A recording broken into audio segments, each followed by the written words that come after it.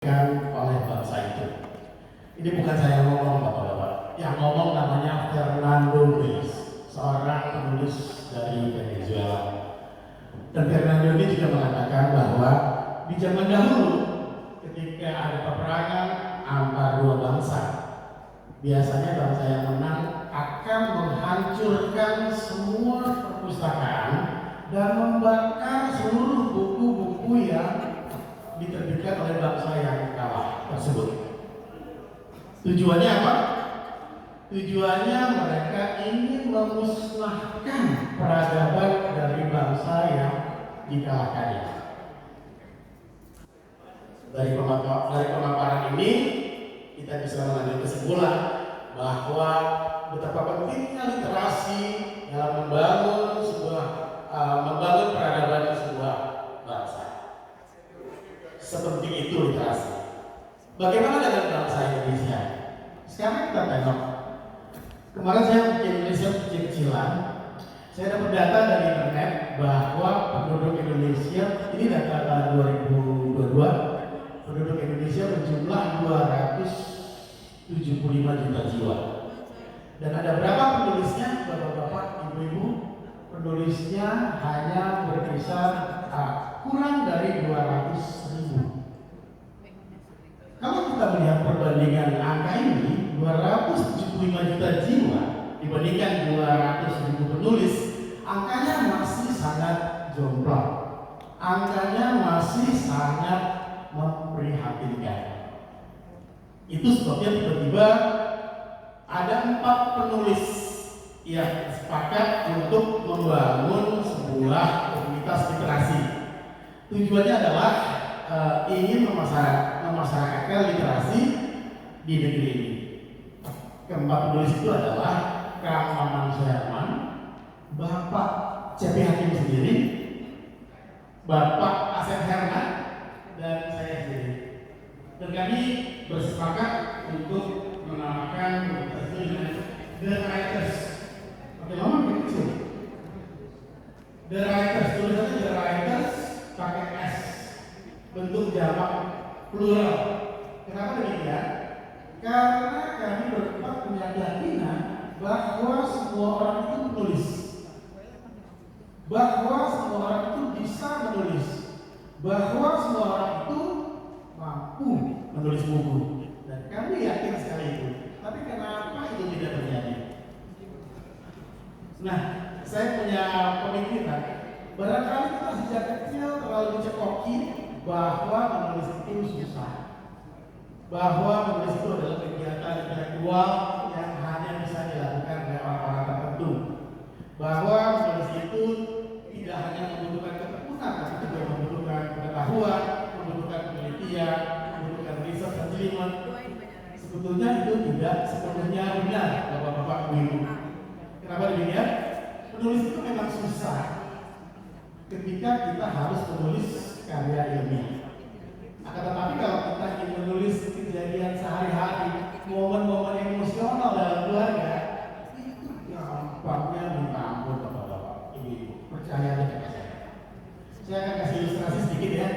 Dalam setiap keluarga, biasanya keluarga itu mempunyai album foto keluarga. Nah, biasanya ibu-ibu yang ngurus tuh. Semua foto-foto yang mempunyai momen-momen emosional kita ada di situ. Ada foto pernikahan, ada foto ulang tahun, ada foto piknik keluarga, ada foto wisuda, dan ada foto-foto di momen-momen emosional lainnya. Masalahnya adalah ketika keluarga itu beberapa tahun kemudian mencoba melihat lagi album tersebut, itu seringkali mereka lupa lagi. Ini kapan ya? Ini foto kita di pesawat keluarga, kita lagi kemana ya? Ini tahun berapa ya? Kok saya masih pakai cebrai? Ini yang gendong anak kita siapa ya? Kok saya nggak kenal? Ada banyak lagi pertanyaan-pertanyaan seperti itu. Kenapa demikian? Karena kita tidak terbiasa menuliskannya dengan detail apa yang terjadi di momen-momen emosional tersebut. Misalnya ya, sekarang saya kasih contoh, misalnya seandainya keluarga Pak Cepi dengan ibu adiknya ya, ibu adiknya adalah kakak ipar saya yang paling favorit saya. Jadi misalnya ibu adik ini berniat untuk menulis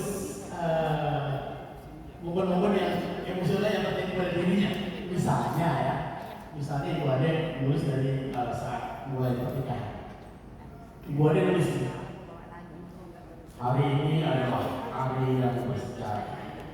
Hari ini adalah hari yang membahagiakan. Aku nikah dengan jati hati dan levelku sebagai manusia meningkat. Kalau tadinya aku hanya seorang perempuan wajar, maka ini aku berhak menyandang gelar sebagai istri. Yang foto-fotonya kapan, di mana, dan tanggal berapa. Kemudian ketika Ibu Ade melahirkan Tasya, Ibu Ade bisa lagi menulis lagi. Hari ini hari yang bersejarah. Aku melahirkan anak perempuan yang cantik sekali. Kami beri nama Tasya Lumila. Hari ini levelku sebagai manusia sudah bertambah, meningkat lagi. Kalau tadinya aku hanya seorang istri, maka karena Tasya sekarang aku berhak menyandang gelar sebagai ibu. Kemudian Tasya mulai mengucapkan kata pertamanya. Ibu Ade bisa menulis lagi. Hari ini adalah hari yang bersejarah. Tasya mengucapkan kata pertamanya. Tapi berbeda dengan anak-anak lain yang biasanya kata pertamanya adalah mama, Tasya mengucapkan kata jam. Entah kenapa Tasya anakku setiap kali melihat jam ini, kalau lihat jam ini dia selalu menunjuk jam. Jam.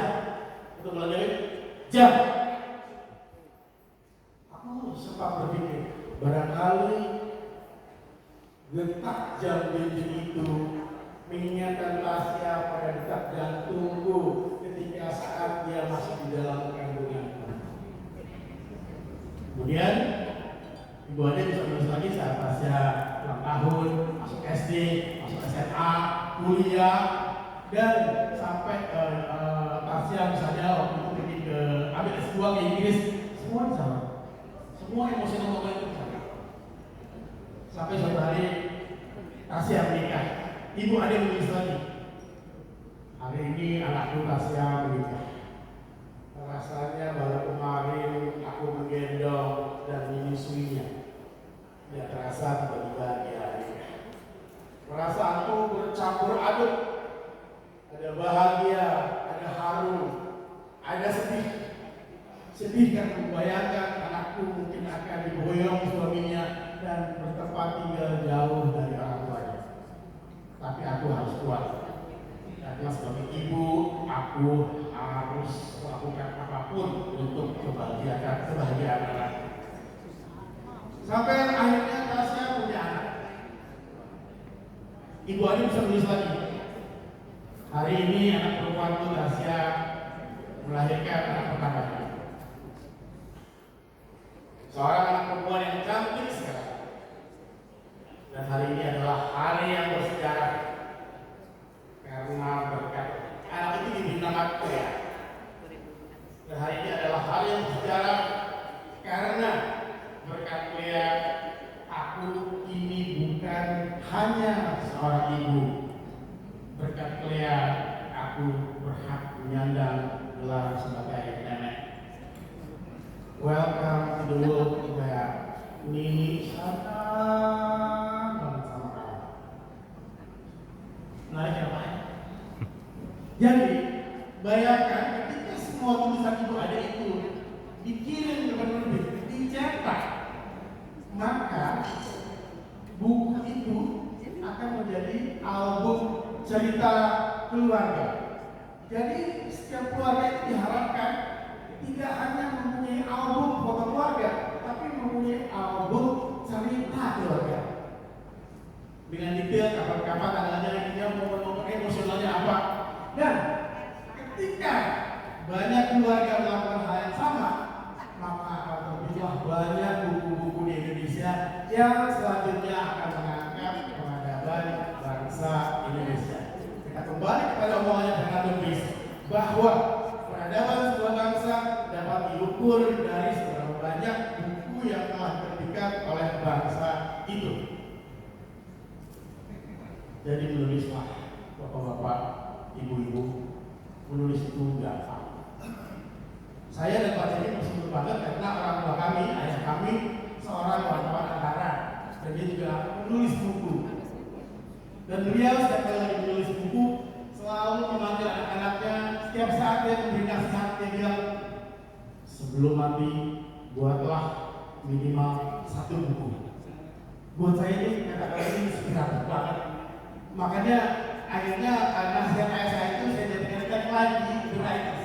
Jadi kalau bapak-bapak ibu masuk ke website Writers, di situ akan tertulis The Writers.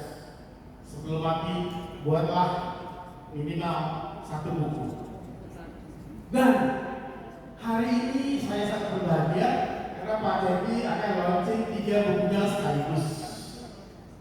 Jadi total sekarang ya Pak Cepi kan berapa buku sekarang? Wah, Pak Cepi lagi gitu. Total berapa buku sekarang? 45. Jadi ayah saya menganjurkan anak-anaknya membuat minimal 1 buku, dan Pak Cepi ya setelah launching ini total menjadi 45 buku. Luar biasa.